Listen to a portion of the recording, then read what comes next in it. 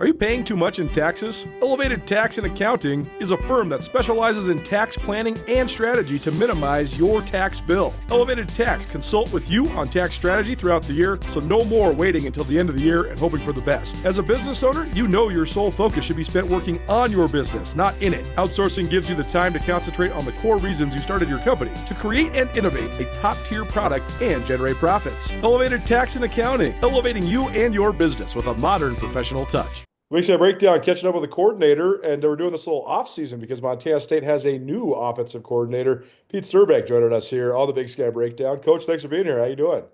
You bet. I'm doing great. Well, we got to start with your Montana ties because you were living in the mining city for a little while, and Yeah. I love Butte. My mom's side of the family, way back from several generations ago, is from Butte, and Butte has such a great history. Also, though, great sports culture. So, what did you think of your time living in Butte, and what sort of how did that sort of lay the foundation for now your return back to Montana? It definitely did lay a foundation. We loved our time there. Got there in 14, didn't have a great season that first year, and then we turned it around the next year, and it was amazing. I mean, the people in Butte, we loved getting to know, and the kids that I got to coach at Tech were just incredible, and I keep in touch with a lot of them, and loved our time there. Loved working for Chuck Morrell. Was great to work for. I really feel like he had a big impact on me as a coordinator, and loved being around Bob Green. He'd come in and work out, a couple times a week, and you'd hear him before you'd see him. But yeah, everyone always asked me if I was ever around him. He was a blast to talk to, and I have nothing but good things to say about it. Well, love me some Coach Green. Yeah. Me and three other guys from my high school went on a visit to Montana Tech when Coach Green was still the coach, and three of us were like, I don't know if I could play for that guy. He's hilarious, but man, he's like a drill sergeant. I don't know if I could do it. And one of my buddies was like, I love that guy. I'm going. And he was Oh all yeah, year conference player for Coach Green. So that's awesome. I mean, he's just a laugh a minute though, man. Like what a unique original guy. Oh yeah, yeah, I mean all those sound bites and everything. I mean that's just how he is, like he Exactly how works he it in a is. casual conversation, and but he was always so positive, and it was cool even through that first year, that tough year. He was great. It was cool to have somebody that was just a legend be so supportive, and then when we did well, he was so excited for us, and I always thought Coach Morrell handled having that guy around really well, because not everyone does that, and it was awesome. Yeah. Well, working for Chuck too, I got to know Chuck a little bit, and what an awesome guy first and Oh foremost. yeah. Also a great coach, and you've seen that play out with his rise all the way to the very top level of college football. But what did you learn from him, and what have you taken throughout the next steps in your career from working under Chuck? He was very demanding in a good way. I mean, he really pushed you, and it was a leave no stone unturned to maximize every opportunity to win. I mean, you want to do that anyway, but it was just push the limit. And he was awesome in that fashion. Did a great job with the players, great relationships with the players, putting them first and foremost. He had some unique things that he had done with Kalen at Sioux Falls. Just some things as far as checking in with the players, and so I learned a lot from him. A lot of direct schematic things. He's a defensive guy, but he'd always peek his head in and say, "What are you doing this week?" And hey, if you thought about this, and a lot of times I would think of ideas off of that. Yeah, he was incredible. We've stayed in pretty good touch, and it's been really fun to see what he's gone on to do. Throughout my career, I've noticed so many different coaches coming from so many different levels, and a lot of times there's a lot of fanfare around guys that come from the top level. But I always think that the guys that come from lower levels, they seem to be able to do more with less, if that makes sense, right? And Oh yeah. Coach Vigen just talked about that. Like you guys are going to be in the midst of sort of rebuilding an offense with a new starting quarterback and yourself, the new offensive coordinator. But as Coach said, you kind of got to build it based on the personnel, and it seems like that Yeah. is a commonplace thing at the NAI level, at the D2 Yeah. levels. Can you just speak to that point? Yeah, it's huge. And I think, at Tech, especially where I really learned that in 2015, we had gotten Quinn McQuarrie to transfer from MSU, great player, had a great career for us at Tech, but he had gotten injured. Our backup quarterback, Dawson Reardon, had gotten injured. And so we had to move Andrew Loudenback, who we had moved from quarterback to tight end. We had moved back to quarterback. We had Nolan Saraceni and Zach Bunny taking snaps, and Clay Cavender was a receiver. so we just invented a new offense. And I mean, I remember shutting the door. I was like, Chuck, I got this. I shut the door and just came up with stuff and just tried to pour into what we were capable of. And you got to be able to practice it. That was the biggest thing I remember Chuck telling me. All this stuff's great, but make sure you can rep it. Um, and we just maximized everything we had, and then Quinn came back off and on. And then the next year he was back and healthy, but it really made me realize, God, you really just need to lean all the way into what your guys are. And that changes, you have a revolving door. Hopefully you can develop kids and keep them. It's getting less and less these days in college football that happens, but hopefully you can do that. But you're going to have change. You got to be flexible as a coach. You can't just be cookie cutter because that's just not how it works. And our offense here and what I've done, I think it's flexible to do that, to lean toward who you have back there, and just, it's pretty simple. You're just trying to put them in position to be successful, and you want to be versatile with that. You want it to be exciting. You want to score points, but you got to be open-minded on different ways to do it. When it comes to your time at Colorado School of Mines, what sort of challenges do you guys have there? I got to know about that school a little bit from Bob Stitt, who was the head coach Yeah. of Canada for a couple of years. And, he would always emphasize how high of an academic school it was. Oh, And yeah. you have to recruit really smart guys, which is a, plus and a minus at the same time. So what sort of challenges did you have to overcome there? And what did you learn from that experience? Yeah, true double-edged sword with the academic requirements. I mean, I think our average ACT was 31. So, Ivy League-ish, but we were D2 and we were in Colorado. And there's only so many kids that are homegrown that are going to fit the profile. So you got to cast a bigger net. I mean, we had nearly 50 guys from Texas on our roster. So it's just the ability to go out and find kids, and get kids that you can predict are going to succeed, because obviously you don't want to waste your time bringing somebody in that can't make it.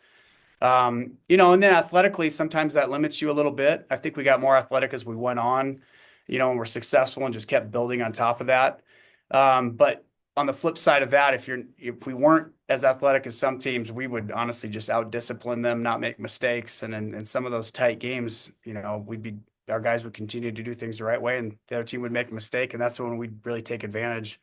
But so there's some limitations with that, but you can only recruit a certain type of kid. But it's great kids, though. I mean, it was incredible, honestly. The accountability factor, and those kids are so driven there. And to me, coming to Montana State is in a lot of ways a no-brainer, but it doesn't mean it wasn't hard to leave, because that's a great place there that Coach Stitt built. Coach Brandon took to another level, and Coach Moore when he took over, and I tried to put my spin on it. But definitely excited to be here. But that doesn't mean you're not leaving a bunch of great people too. So I have great memories of being at Mines. Who else do you consider some of your coaching influence? I know we mentioned it off here, but you're the son of a coach, so obviously you grew up Oh around. yeah, So your dad is probably a big yeah, influence in your life. yeah. Larry Sterbick, my dad. I just grew up around it. He always says I was brainwashed. I'm the oldest out of four kids, and so I was sitting there in front of the TV watching football or going to practice if I could, and just immersed in it.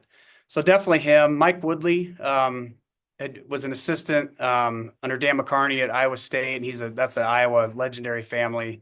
All the sons coach, and I've worked with Joe Woodley, who's the head coach at Drake now. We were together at Grandview, but Mike Woodley's a huge influence on me. Met him back when I was in high school, and then he hired me for my first coordinator job when I left Washington State at Grandview when we were building that place from scratch. I think I was 28 when I got there, and Joey was 27, so we were young coordinators with his dad trying to get that place going. That was a big influence. Mike Levenseller was a receivers coach at Washington State. That's who I really GA'd for. Just learned so much from him. Jim Sabota, who used to be here at Montana State as quarterbacks coach, he's been a big go-to for me with a lot of quarterback things, and I've known him for years, kind of through my dad. And so those are some of the main guys. Obviously, Greg Brandon, working for him when I got hired in 19, and then he retired after the 21 season. He was a great guy to work for, learned a lot. Like Chuck, in a lot of ways, was a demanding coach to work for, but you need that, and you get things impressed upon you that you wouldn't have come up with on your own, and just the structure of how he ran things, the professionalism, and he really ran a D2 place like a D1 program. So definitely a big influence on me. When it comes to preparing for this upcoming season, I know we have months and months to do so, but already hitting the ground running. But you do have an open quarterback competition coming up Yeah. and probably involving a lot of young guys. So what do you think of just that opportunity and the opportunity to sort of build and implement what you want to do offensively with a guy that's going to be sort of fresh not only to your system but just playing, big time college football in general? Yeah, it's exciting. To meet the guys that are here and get to know them, get them on the board and watch film with them, and then look at the things that have been in the offense that have worked really well and trying to decide how much of it was Tommy Millott just taking over and doing some amazing things because he was incredible. But there was a lot of good scheme in there too, and we want to keep those things going. We want things to be really similar for the guys up front, for those 5 linemen that are in there, just to allow them to be physical and get after it. But I do think there's some different things we can tweak that we can do that just might depart a little bit.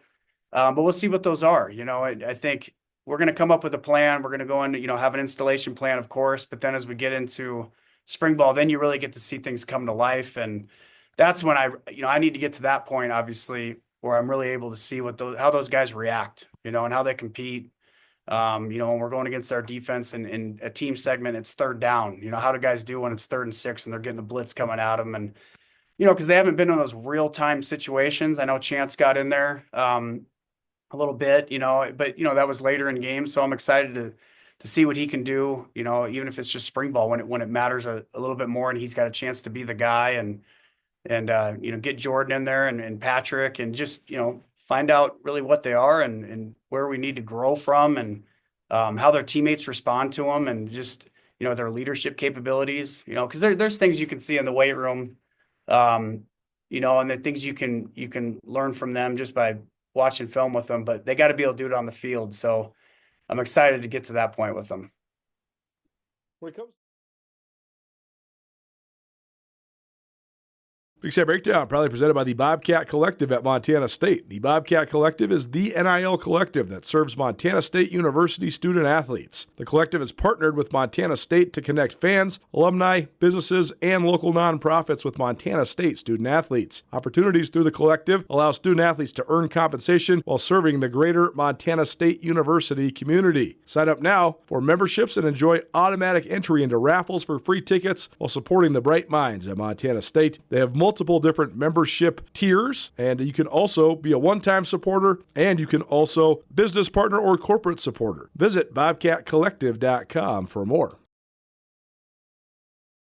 Join Town Pump's Pump It Up Rewards Plus program and never pay full price for fuel again. Save 5 cents on every gallon every day at any Town Pump across Montana. Plus, earn and redeem points on your favorite in-store items to get free stuff with our clubs. Stop in and pick up a rewards card. Download the Pump It Up Rewards Plus app today. Or visit townpump.com/rewards to register and start saving. Right down the road, pump it up.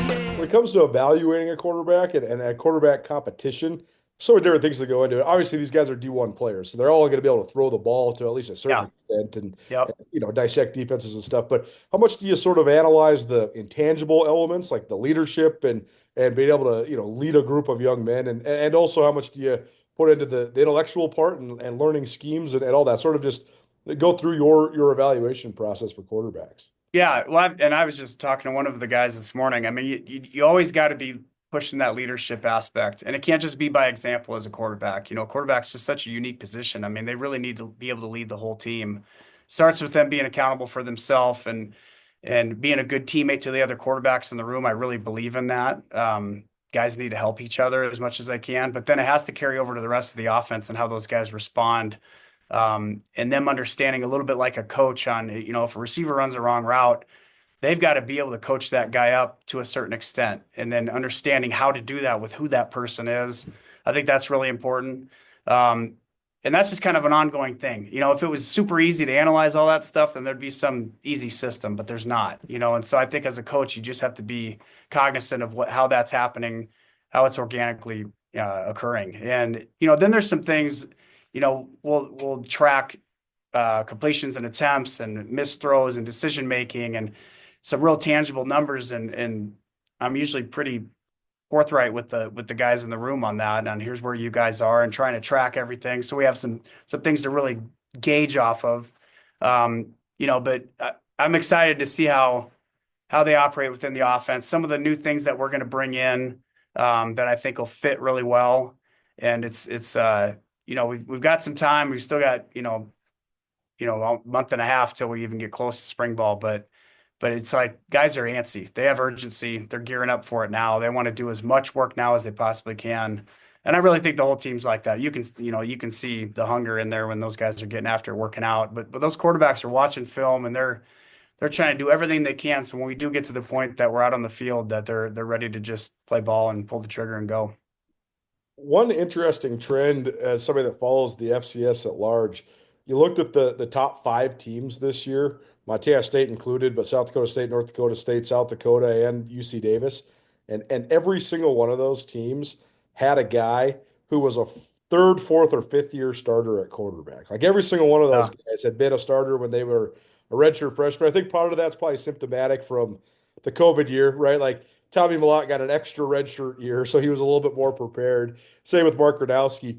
Sure. But that said, it seems like at this level, having a guy that masters the position over 30, 40 starts is sort of the way to reach the highest level. Do you agree? And what do you think of just the prospects of playing a young guy at quarterback? Well, I mean, there's those special players that can come in and really just have an impact because they've just got the it factor, or they have the physical ability to kind of surpass the lack of experience that they have. But obviously, as guys go on, I mean, they're just going to keep getting better. And I think what's crazy, and it's a really good point that you bring up, those guys, they're all playing like Cam Miller was playing in the same system. Aiden Bauman had been playing in the same system. Obviously, Gronowski, obviously Tommy, and that's one thing with us. And I'm not coming in and changing the whole system. So the quarterbacks that are here have, for the most part, have been here. And so we'll be running the things that they're comfortable with. And if guys are playing in the same system for years, I mean, 3-4 years, they're comfortable. They have history within it. And even if they weren't the starter, I think they have recall from things that have worked, and I think they just feel comfortable. So I don't know how that wouldn't be an advantage for somebody. Obviously it is if all those top 5 teams had veteran quarterbacks. But that's one thing I think that gets lost with all this transfer portal stuff. These quarterbacks that are just bouncing around from school to school, and they want to get a shot at the NFL, and that's fine. But how far are you going to get just playing in a system for a year? Cam Ward looked pretty good at Miami, and that's there's outliers, but I think most of the guys, they should stay in the system and come up through it and just maximize that system to its fullest. And I think that's probably what's happened with with the guys that have been successful at the FCS level. I mean, Tommy Mellott being the greatest example, right? I mean, when he first broke in, it was kept getting better. Yeah, right. It was just, I'm gonna keep it, or I'm gonna throw the back shoulder fade. And that's it. If I don't have that, I'll run it. And then by the time he's a senior, holy cow, he can make all the throws, do all the reads, everything. So no doubt. Stats showed that, No doubt.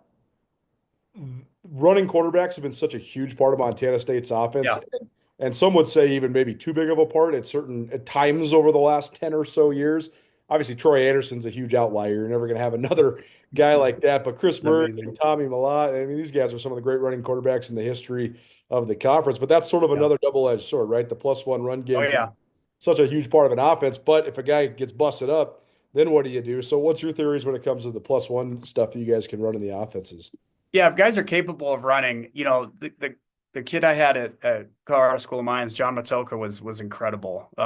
He was pretty prolific, and he could run. He was more of a scrambler than a true dual threat, but he could run the ball. And he was going to break out, 3 or 4 times a game on pass plays and scramble and run. So those are 3 or 4 carries right there that he was gaining yards on. So I've always been really careful on the number. You got to put a number on it. And just within the game plan on how much you're, especially +1. Zone reads are different because he's making a decision to pull the ball. But on true +1, you're calling it for that quarterback to keep the ball. And I think you just got to be careful. And what kind of kid is it? Is he 6'4", 235, or he's a big kid that can take some hits? I think that matters. But no matter what, you don't want your quarterback taking hits. And you just really hope there's other guys to distribute the ball to that can have touches, that can take that off. And but I also think at the same time, there comes to a point where you're playing in games that are big games, and you need to, no matter what, try to extract everything you can from your offense. And sometimes those getting the quarterback downhill in the run game is part of that. And you just don't want to do it when you don't need to, and I think I honestly think Tyler Walker did a really good job with that with Tommy this last year. I don't think there was a lot of things throughout the season where he was wearing him out, and he was healthy the whole season. So, I mean, it worked, so I thought he did a good job of making sure Tommy wasn't overdoing it and carrying the ball too much. I mean, those two backs that had 1,000-yard seasons. So obviously the ball was getting in other places. Knowing that you are going to have sort of a fresh-faced guy at quarterback, but knowing that you have an offensive line that returns quite a bit, it also just has great sort of tradition of being great. How much can that help to sort of ease the transition for a young guy? It's huge. Absolutely huge. I mean, you want them feeling protected in the pass game. It's a great group, and that's a hungry group. It's exciting to have one-on-one meetings with guys and just see that fire that they have. And the ownership that they're taking. They know they're leaders of the offense, and probably a couple of them inevitably of the whole team. I think that's absolutely huge, because you're going to put things on a inexperienced quarterback's plate to test him, to push him. He's going to have to make plays at some point, but it's a luxury to have a veteran group in front of him that you can't just hand the ball off and let other guys go to work, or when the guys are dropping back passing, he can feel comfortable enough to go through his progressions and not have to get eyes on his rush, wondering where someone's coming from. He can trust those guys. So that's big. Right. As an old lineman myself, I love that these guys are getting a little bit of love too, right? I think they got their own NIL deal as a group with the red ball shirts and the Don Joy Mafia and all that. Like, all of a sudden it's cool to be a lineman at Montana State. That's pretty sweet. It is pretty sweet. Yeah, it's awesome. When it comes to working under an offensive head coach, what do you think of that prospect? Because Chuck's a defensive guy. Chuck Burrell, when you're working for him at Tech, defensive guy, you're an offensive guy, obviously. So what do you hope the collaboration is like, and what do you think it's going to be like coaching for a guy that has been an offensive coordinator and been an offensive mind that's well regarded around the region for a long time?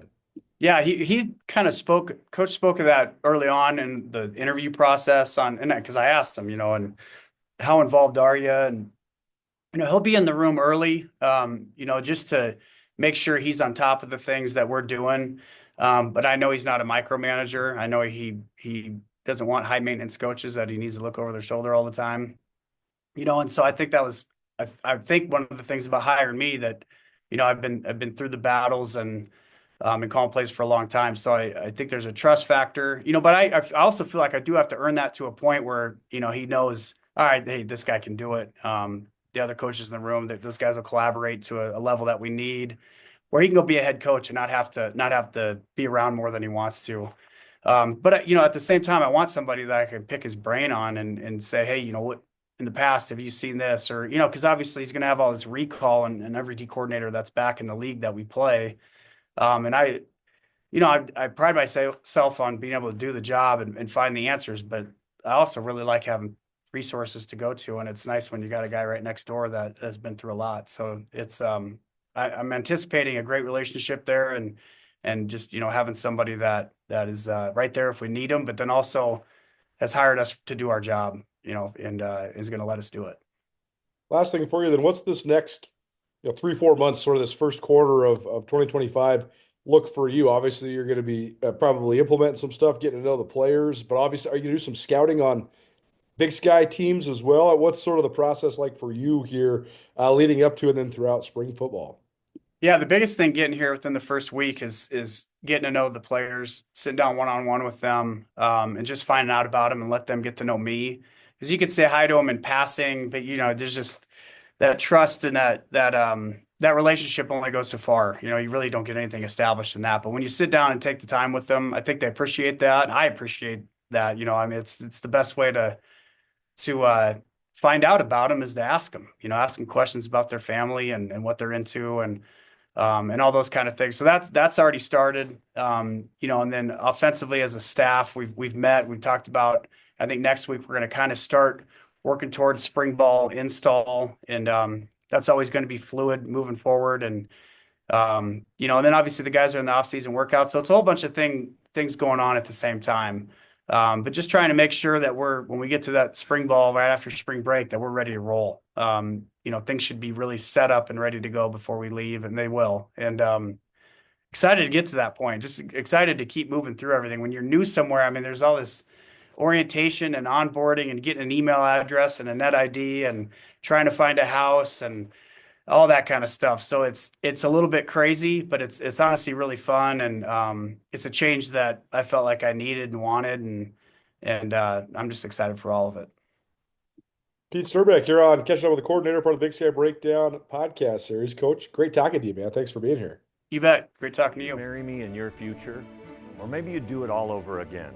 Hi, I'm Brian Toon with Jewelry Design Center, inviting you to come see the largest selection of Will You Marry Me in the state of Montana. The brightest diamonds of every shape and size, unique settings built to last, and skilled jewelers on site offering free sizing and maintenance for life, because that's how long we want to be your jeweler. Jewelry Design Center in Missoula, on Brooks, across from the Montana Club.